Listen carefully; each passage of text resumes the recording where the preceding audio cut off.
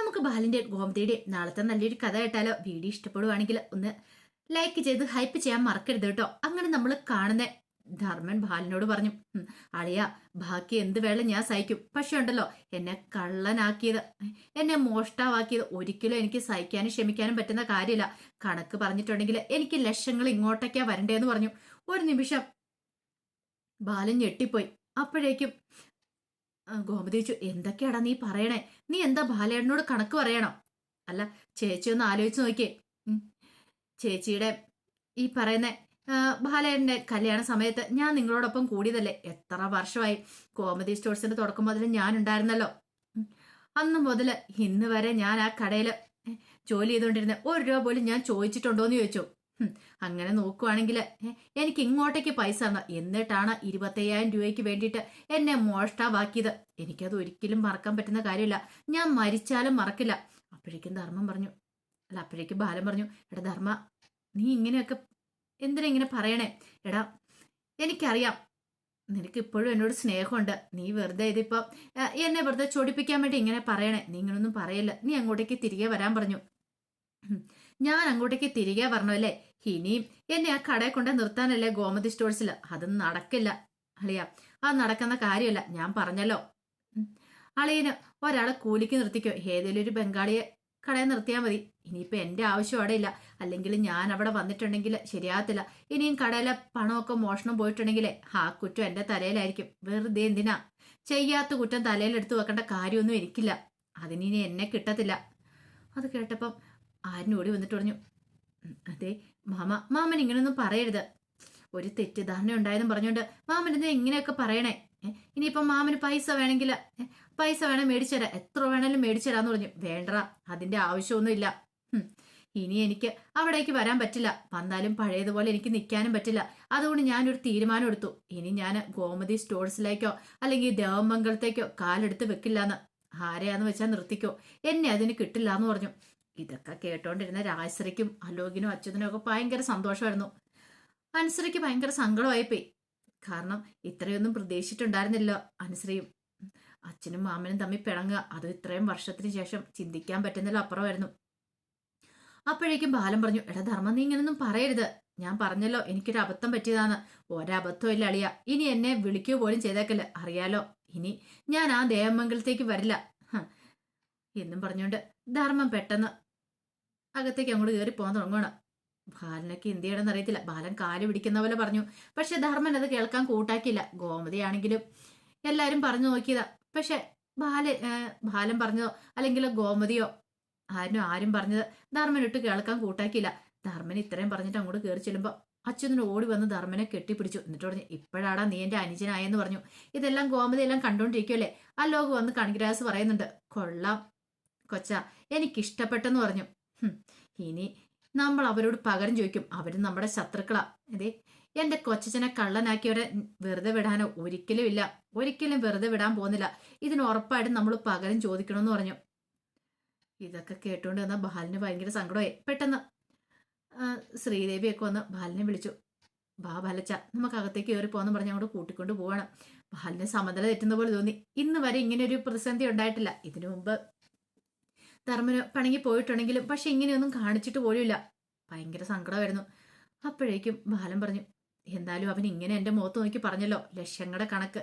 ഞാൻ അവന് ലക്ഷങ്ങൾ കൊടുക്കാനുണ്ടെന്ന്. ഈ ബാലനെ അവൻ എതിരായിട്ടും മനസ്സിലായിട്ടില്ല.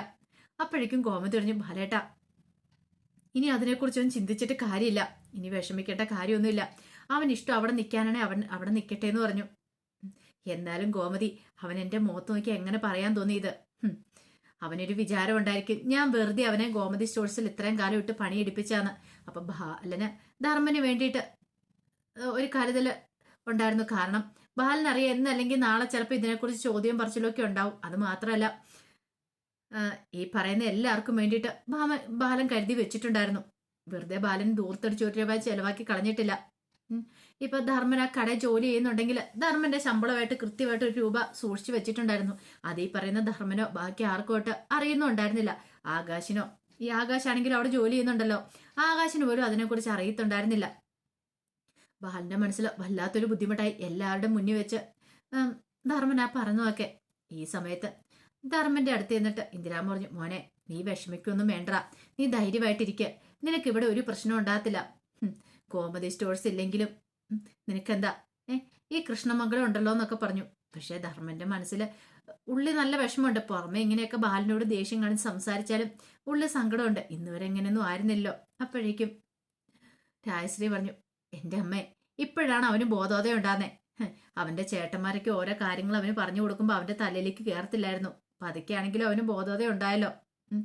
ഇപ്പോഴാടാ നീ നിന്റെ ചേട്ടന്മാരുടെ മാനം രക്ഷിച്ചെന്നൊക്കെ പറഞ്ഞു. പക്ഷെ അനന്തൻ എന്തോ ഭയങ്കര ബുദ്ധിമുട്ടായിരുന്നു. അതുപോലെ തന്നെ നന്ദിതയ്ക്കും. കാരണം വർഷങ്ങളായിട്ട് അവിടെ നിൽക്കുന്നതാണ് ധർമ്മന്. ഇന്നുവരെ ബാലനും ഗോമതിയായിട്ട് അങ്ങനെ വലിയ പ്രശ്നങ്ങളും കാര്യങ്ങളൊന്നും ഉണ്ടാക്കിയിട്ടില്ല. എന്തു വന്നാലും അവരോടൊപ്പം നിന്നിരുന്ന. പക്ഷെ പെട്ടെന്നൊരു ദിവസം ഇങ്ങനെയൊക്കെ സംഭവിച്ചാൽ അവർക്ക് നല്ല ബുദ്ധിമുട്ടുണ്ടായിരുന്നു. കുറച്ച് കഴിഞ്ഞപ്പോൾ അനുശ്രീ മുറിയിലേക്ക് വിഷമത്തോടെ ചെന്നു. മുറിയിലേക്ക് പോയി വിഷമിച്ചിരിക്കുകയാണ്. അനുശ്രീക്ക് ധർമ്മനോട് സംസാരിക്കണം തോന്നി. ഒരുപക്ഷെ മാമന്റെ മനസ്സിൽ എന്തേലും തെറ്റിദ്ധാരണ ഉണ്ടായിട്ടുണ്ടെങ്കിൽ അത് മാറുവാണെങ്കിൽ മാമൻ അങ്ങോട്ട് തിരികെ പോയിക്കോളും. അച്ഛനും അമ്മയ്ക്കും ഒന്നുകൂടെ വേദനയെ കാണും. താൻ വന്ന ഒരു വിഷമമായിരുന്നു, അതിന്റെ കൂടെയാണ് ഇതും കൂടെ. അങ്ങനെ ഒടുവില് അനുശ്രീ എന്ന ധർമ്മനോട് സംസാരിക്കുന്നുണ്ട്. പക്ഷെ ധർമ്മൻ അടുത്തില്ല. ധർമ്മൻ പറഞ്ഞു, എനിക്കറിയാം മോളെ, നീ ഇപ്പൊ അവരുടെ ഭാഗം നിന്നാ സംസാരിക്കുന്നത്. പക്ഷെ ഒരു കാര്യമുണ്ട്, എനിക്ക് ഏറ്റ അപമാനം ഉണ്ടല്ലോ, അതെനിക്ക് സഹിക്കാനും ക്ഷമിക്കാനും പൊറുക്കാനും പറ്റുന്ന കാര്യമല്ല. ഇനി ഈ ജന്മത്തിൽ ഞാൻ ദേവമംഗലത്ത് കാലു കുത്തില്ല. ഇനി കുത്തിയിട്ടുണ്ടെങ്കിൽ ഇനി ഇതുപോലുള്ള അപവാദ കഥകളൊക്കെ ഞാൻ കേൾക്കേണ്ടി വരുമെന്ന് പറഞ്ഞു. അനുശ്രീ പറഞ്ഞിട്ടൊന്നും ധർമ്മനത് കേൾക്കാൻ കൂട്ടാക്കിയില്ല. ഈ സമയം ബാലൻ ഭയങ്കര സങ്കടത്തോട് കുടിച്ചിട്ടാണ് ഗോമതി സ്റ്റോഴ്സിലേക്ക് പോകുന്നത്. ഈ സമയം ആര്യ മുറിയിലേക്ക് എത്തിയപ്പോഴത്തേനും മിത്ര പറഞ്ഞു, ആര്യ, ഇതിനകത്ത് എന്തൊക്കെയോ കള്ളത്തരങ്ങളുണ്ടെന്ന് എനിക്ക് തോന്നണേന്ന് പറഞ്ഞു. കള്ളത്തരങ്ങളോ? എന്ത്? അല്ല, ആ ഗോമതി സ്റ്റോഴ്സിൽ നിന്ന് ഇത്രയും പണം പോണെങ്കിൽ അത് ആരെങ്കിലും എടുത്തായിരിക്കുമല്ലോ. അപ്പോഴേക്കും ആര്യം പറഞ്ഞു, ആരെങ്കിലും എടുത്തായിരിക്കും. പക്ഷെ മാമൻ പൈസ എടുത്തിട്ടില്ല. അപ്പൊ പിന്നെ ആരായിരിക്കും പൈസ എടുത്തിട്ടുണ്ടായിരിക്കാം?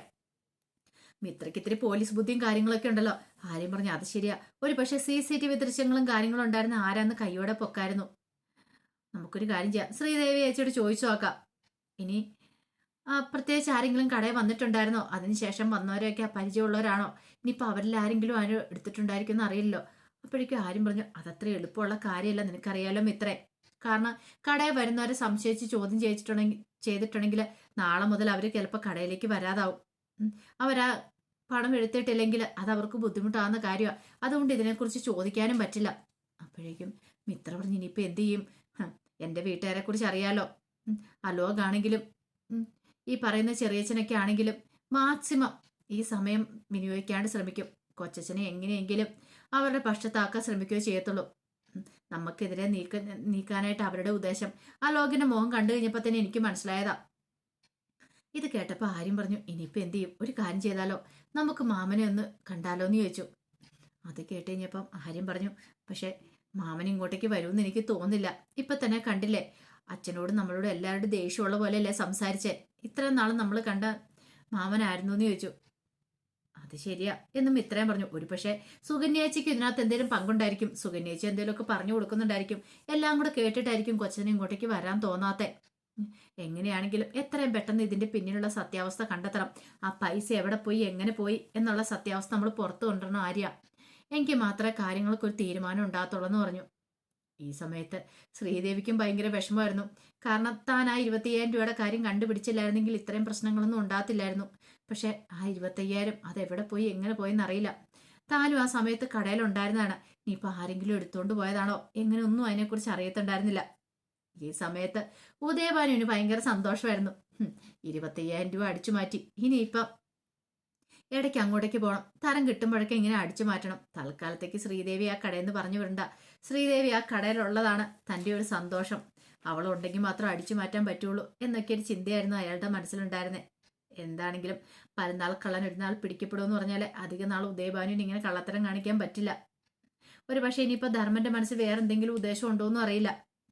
ധർമ്മന് കൃഷ്ണമംഗലത്തേക്ക് പോയിരിക്കുന്ന വേറെന്തെങ്കിലും ഉദ്ദേശത്തോടെ ആണെന്നും അറിയില്ല. അപ്പം അതിൻ്റെ വിശേഷങ്ങളൊക്കെ നമുക്ക് എല്ലാവർക്കും കാത്തിരിക്കാം കേട്ടോ. ഒരിക്കൽ കൂടി എല്ലാവർക്കും ശുഭരാത്രി നേർന്നുകൊണ്ട് നിർത്തുന്നു. നന്ദി.